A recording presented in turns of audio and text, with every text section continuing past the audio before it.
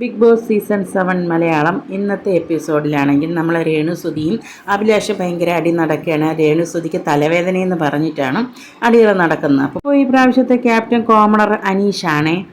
രേണുസുതി കള്ളം പറഞ്ഞു തലവേദന നടിച്ചിരിക്കുകയാണ് എന്ന് പറഞ്ഞാണ് അപ്പാനി ശരത്തും അഭിലാഷും ഒക്കെ ഭയങ്കര വഴക്ക് കിടക്കുകയാണ്. അതിനകത്ത് രേണുസുതിയെ സപ്പോർട്ട് ചെയ്ത് മറുഭാഗത്ത് അനീഷ് നിൽക്കുകയാണ്. അനീഷാണ് ഈ പ്രാവശ്യത്തെ ക്യാപ്റ്റനായി തിരഞ്ഞെടുത്ത. എല്ലാവരും നെഗറ്റീവ് പറഞ്ഞുകൊണ്ടാണ് അനീഷിനെ പറഞ്ഞ് ക്യാപ്റ്റനാക്കാൻ യോഗ്യതയില്ലാന്ന്. അപ്പോൾ ബിഗ് ബോസ് ആണ് അനീഷിനെ ആദ്യ ക്യാപ്റ്റനായിട്ട് തിരഞ്ഞെടുത്തത്. അപ്പോൾ ബിഗ് ബോസ് 7ന്റെ പണിയാണ് ബാക്കിയുള്ളവർക്ക് കൊടുത്തത്. അങ്ങനെയാണ് അനീഷിനെ അവർ ക്യാപ്റ്റനാക്കി തിരഞ്ഞെടുത്തത് ബിഗ് ബോസ്. ഷാനവാസ് ജിസേലിൻ്റെ വസ്ത്രധാരണത്തെക്കുറിച്ച് ബിഗ് ബോസിൽ നോമിനേറ്റ് ചെയ്തപ്പോൾ അതിൻ്റെ കൂടെ ഇങ്ങനെ പറഞ്ഞിട്ടുണ്ട്.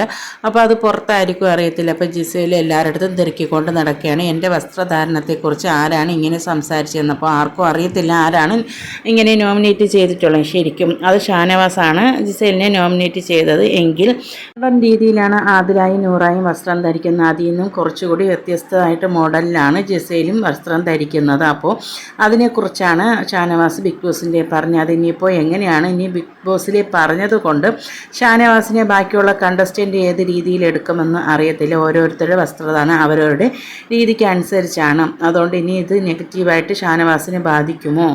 നമ്മുടെ ബിഗ് ബോസിൽ ക്യാപ്റ്റനായിട്ട് അനീഷിനാണല്ലോ തിരഞ്ഞെടുത്തത്. അനീഷാണെങ്കിൽ കണ്ടൻറ്റുകൾ വാരി വിതറുകയാണ്. അപ്പോൾ എല്ലാവരെയും ചൊറിയുന്ന സ്വഭാവമാണ് അനീഷിനുള്ളത്. അപ്പോൾ അനീഷ് അവിടെ ബിഗ് ബോസിൽ എന്തെങ്കിലുമൊക്കെ മാറ്റിമറിക്കുമെന്ന് തോന്നുകയാണ്. അനീഷിൻ്റെ രീതി അനുസരിച്ച് വന്നപ്പോഴേ അനീഷ് അനുമോൾക്ക് പണി കൊടുത്ത ആളാണ്. അപ്പോൾ എല്ലാവരുടെ ചൊറിഞ്ഞുകൊണ്ട് നിൽക്കുകയാണ് അനീഷ്. അപ്പോൾ അനീഷ് അവിടെ എന്തെങ്കിലും ഉണ്ടാക്കുമെന്ന് തോന്നുന്നു ബിഗ് ബോസ് വീട്ടിൽ. ഷാനവാസ് ഗെയിം കളി തുടങ്ങിയിരിക്കുന്നു. വസ്ത്രധാരണം അല്ലാതെയും ഷാനവാസാണെങ്കിൽ അനീഷിനെ വിളിച്ചിട്ട് നല്ല രീതിയിൽ അങ്ങ് സംസാരിക്കുകയാണ്. സംസാരിച്ച് അനീഷിൻ്റെ ചോദിക്കുകയാണ്, ഈ വീട്ടിൽ സമാധാനം ഇല്ലാതായത് എങ്ങനെയാണ്? നീ കാരണമല്ലേ സമാധാനം ഇല്ലാതായതെന്ന് പറഞ്ഞ് ഓരോ കാര്യങ്ങളും അങ്ങനെ അനീഷിൻ്റെ തലയിൽ അങ്ങ് വെച്ച് കൊടുത്ത് നല്ല നൈസായിട്ട് ഷാനവാസ് ഗെയിം പ്ലാനൊക്കെ അങ്ങനെ എടുക്കുകയാണ്. അപ്പോൾ അടിപൊളിയായിരിക്കും ഷാനവാസിൻ്റെ ഗെയിം പ്ലാനിങ്ങും.